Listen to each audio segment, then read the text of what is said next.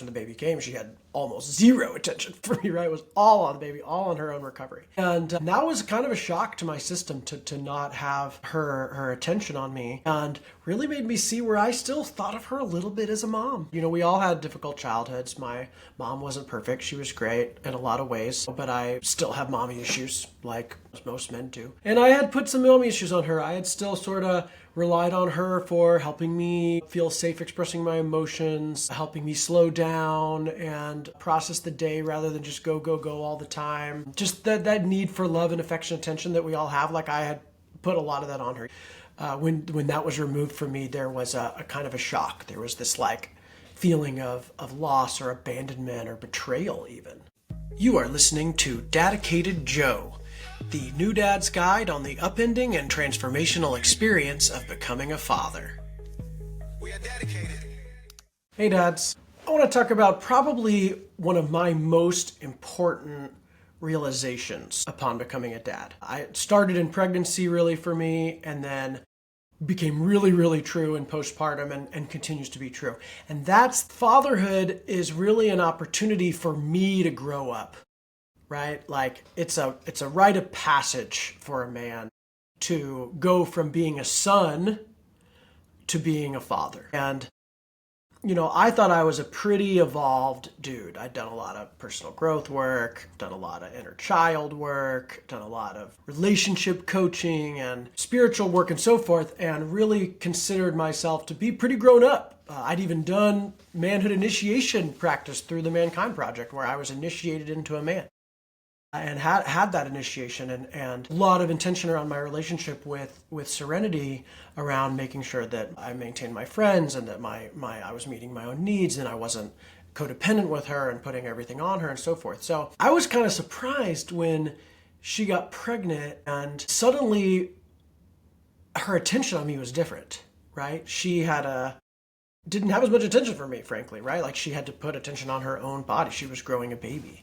And then, of course, when the baby came, she had almost zero attention, pretty much zero attention for me, right? It was all on the baby, all on her own recovery. And that was kind of a shock to my system to not have her attention on me, and really made me see where I still thought of her a little bit as a mom. You know, like, I had some of my motherhood. You know, we all had difficult childhoods. My mom wasn't perfect. She was great in a lot of ways, but I still have mommy issues like most people do, most men do. And I had put some mommy issues on her. I had still sort of relied on her for helping me feel safe expressing my emotions, helping me slow down and process the day rather than just go all the time. Just that need for love and affection, attention that we all have. Like, I had put a lot of that on her, even though I had friends in a community. When that was removed from me, there was a kind of a shock. There was this like feeling of loss or abandonment or betrayal even, that I was conscious enough to recognize wasn't like something she was doing wrong. I didn't blame her for it. I didn't fight with her about it or judge her for it, which I'm glad about. Or maybe you ask her, maybe I did.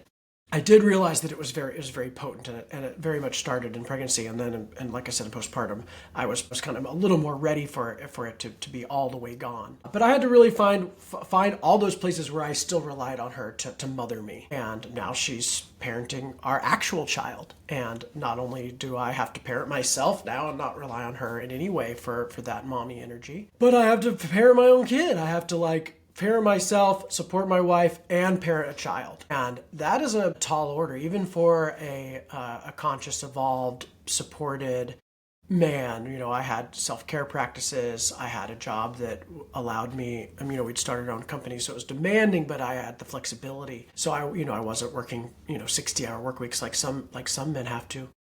And so even with me having that time and space and those resources, I still had to really adjust to that. So it's something that I really want to help men be prepared for, is that this opportunity to grow up, this opportunity to parent ourselves and then show up fully to parent our own kid. There's a lot of different tools that you can use there. I think inner child work is really great. A cool way to talk with my inner child is to write with my non-dominant hand. So I can ask questions of my inner child with my right hand and then answer them with my left hand and have these kind of conversations with my inner child. This was a cool way I can make sure that I could prioritize doing the things my inner child really likes, like really likes riding bikes, he really likes going in the woods, he really likes adventures, he really likes going to movies in the movie theater, he really likes nachos. Those are things I discovered my inner child likes. So finding ways to prioritize them. None of them are super hard, so even during postpartum when things are hard, I could still find ways to do that. I didn't do it. Really, in starting in postpartum, I didn't do it. I didn't take care of myself. I ran myself pretty ragged that first couple of months, just feeling like there was endless amount of work to do. Our products launched the same day our baby was born. The baby food company I was running by myself. Now I had been running it with Serenity. Even during pregnancy, she was pretty involved, and then suddenly she was not involved. So I had that to carry, and then also was supporting my wife in her recovery and our new baby and all the housework and everything there was to do. And I got to a breaking point. A couple of months in, I really got to a place where I was depressed and stressed out and kind of no good to anybody and kind of almost crashed. I read now about postpartum depression or postpartum anxiety that women have, and that I found that I had it myself, that there is this sort of postpartum emotional crisis that some dads have, and I definitely got to that point a few months in. And one of the biggest helps for that was a parent group. I found a local group of parents that had support groups for kids of similar ages. So we joined this support group with other parents that had babies around our same age, and just meeting with them, every couple of weeks, just to hear their struggles and to know that we're not alone. I had friends with kids, but not a whole lot. I didn't have a lot of frames of reference for babies. My sister had a baby, but it had been many years and nice from her. But I didn't have a ton of friends with kids, especially babies that exact age who were in that thick of postpartum. And those that did have older kids were busy. They were busy raising their kids. So finding that support group was really useful. But find some people to talk to besides your wife, right? You're going to need support beyond your wife from your friends, from your community, especially other parents that are in that similar place as you. The process of growing up, that process of initiation that I got to choose. Like women's brains are completely transformed by pregnancy.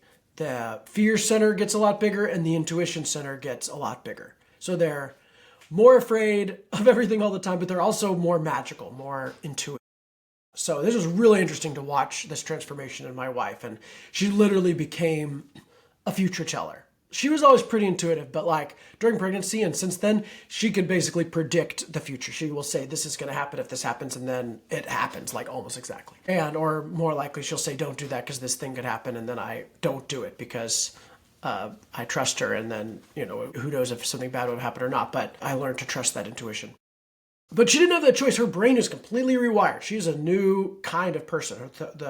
That initiation into motherhood is physical for them. I had to choose to be transformed in that way. Men, we're not physically changed. We can make a baby, and the mom can have the baby, and we can go about our lives if we want to, right? Most men wouldn't want to do that. There's a lot of societal judgments of men who do that, but we are capable of doing that. A lot of men do make that choice and are not engaged, whether they leave entirely or whether they stay engaged in the relationship but really don't participate, really try to live the same kind of life they lived before. And so men, we get to choose that. And there's a lot of power in that. There's a lot of freedom in that we're not physically completely transformed like women, but it also means that we cannot do it.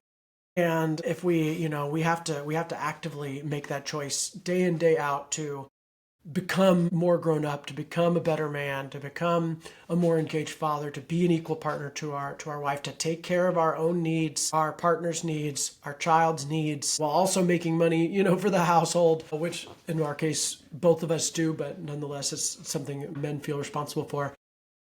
And so we had to choose that path to grow up. And I think it's one of the coolest choices we can make, because once you choose it, once you say, I'm going to let this work me, then the struggle, the challenge there isn't as much suffering, right? There's pain, there's anxiety, there's fear, there's exhaustion, there's anger even, but at least on some level you can remember, okay, but I chose this and this is what I signed up for, and struggle brings growth, right? We lift heavy weights to become strong. So nobody's making us go to the gym, right? We like going to the gym. We like lifting weights. We become stronger. It feels good to be stronger. It feels good to lift the weights. We don't whine and complain. There's heavy weights to lift. So it's like that. If becoming a dad is like this long trip to the gym. It's like, I chose this. I signed up for this, and it is making me stronger. I feel stronger. I feel more enlightened. I feel more grown up every day.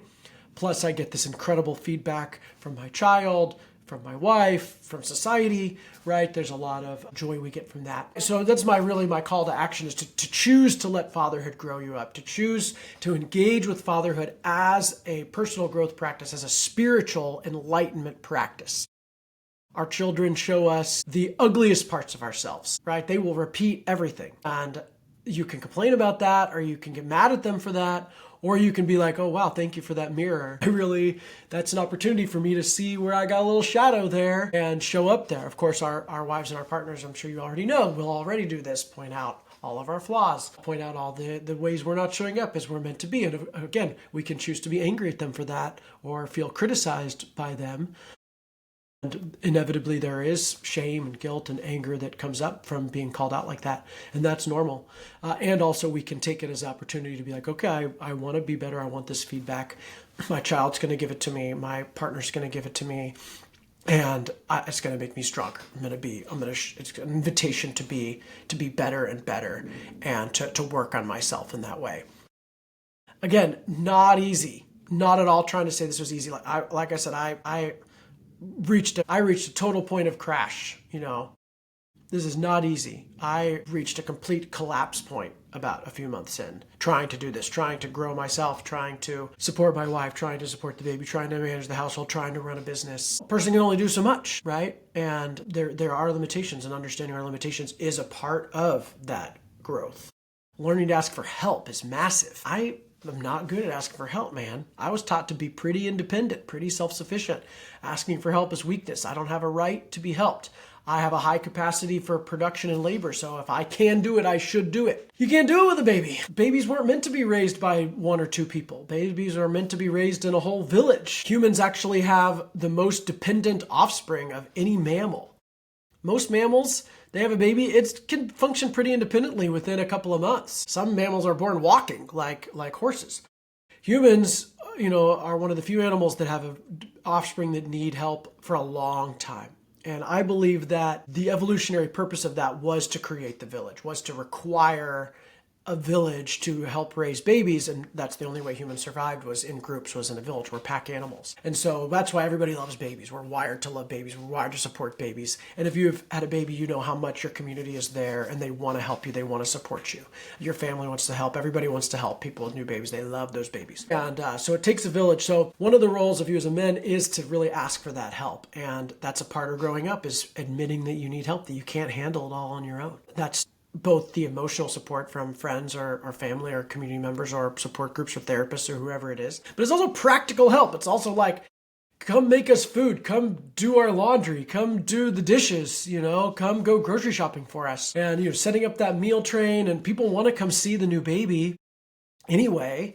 And so one of the roles of you as a man is to set this up. And the book, The First 40 Days, really helped me outline how I did this, how I set up in advance a lot of support for people to come, and had to swallow my pride and say, yeah, I need you to come do the laundry. Like, it's more than I can handle today. Yes, I want you to be able to see the baby, and hopefully you get to see the baby. But if you want to come support us, it's laundry, or it's bringing us food, or it's grocery shopping. It's these sort of mundane tasks that maybe I could do while staying up all night with the baby or whatever, but like, asking for help is huge, and mom needs help too. So being brave enough to ask for help, and that doesn't change. I'm going to continue to ask for help throughout all the time of her. I'm asking for her friends to pick her up from school on days where our pickup plan falls through. Or I'm asking for my mom to come and stay with us for a while we go on a work trip. Or when my wife got COVID, when Serenity got COVID and was really, really sick, I tried to held it all together. I was a little sick, Della got sick, she got sick, and I had to be like, I need help calling our sister-in-law and my mom and anybody to come help us. And there's just those moments where I have to learn to ask for help, and that's really huge. And I couldn't play the same way I used to play. I remember there was one moment I was like, I'm going to a movie with my friend, see ya. And she's like, what? What do you mean? Who's handling Della? I'm like, well, you're here with her. You're going to handle her? And she's like, maybe, but maybe I had something else I wanted to do. You can't just leave. And I was like, really mad about that. I was like, I can't just go out anymore. I can't just like make a plan with a friend and go. Like I have to like not only get, it felt like permission from my wife. It really wasn't permission. It was agreement on who was handling Della. If I'm equally in charge of our daughter, I can't just assume that she's going to handle Della. I have to ask her for that and coordinate that and then do the same for her, right? When she has time that she needs to go do things, or I need to find a babysitter. If she says, no, I'm not available, I have another thing I want to do, and there's a thing I want to do, then, that means I need to find a babysitter. I need to find somebody else. And that's one of the powers I have as a man is to create my own freedom by booking care, whether it's by my wife or someone by a third party. But I can't just go out and do what I want anymore. And that's like pretty tough that literally every choice outside of the home has to be discussed and negotiated, right? If I say I'm coming home from work and I want to go get a drink or something, I can't just do that. Like I have to call and I have to ask, like, can you handle another hour? And if she says no, I need to be willing to come home and say, I can't go out tonight, guys, like I've got a baby and that's how it is. And I'm not be angry at my wife for that, not be resentful at the baby. This is the choice I made. There's lots of times to be free. There's a very short period of time we have with these little babies. If we have multiple kids, it's a little longer, but still it's a short period of time, call it 20 years of our life that we have that negotiation or even less if it's, as they get older, there's more freedom. But that's a big adjustment and a big thing that I had to acclimate myself to. Ultimately, now it's normal. It gets normal after a while. Everything is coordinated and we have our list of babysitters and I have our list of things that we're able to do, and it's no big deal. So I hope this helps you as you're facing the challenges of pregnancy, postpartum, raising children, to remember that the struggle is the point. It's supposed to be hard because it's the heavy weight that makes us stronger, and encourage you guys to have that thought of how do I take on this struggle, take on this challenge, become better from it, become a more evolved person, become a grown up, a better man, spiritually enlightened, whatever words you want to use to describe it. Engage in that struggle rather than numb or avoid it. Remember that your life isn't ever going to be the same as it was before, and that's the point, but there still is lots of ways to be free and powerful and grown up, a lot of satisfaction that can come from that, and we get to choose it as men. If you're here, it's probably because you chose it, so props for that. It's a choice I make every single day. Keep making that choice. That's really what I think being dedicated is all about, is making that choice day in, day out to show up as our full self, let it work us, let us grow. So with that, stay dedicated.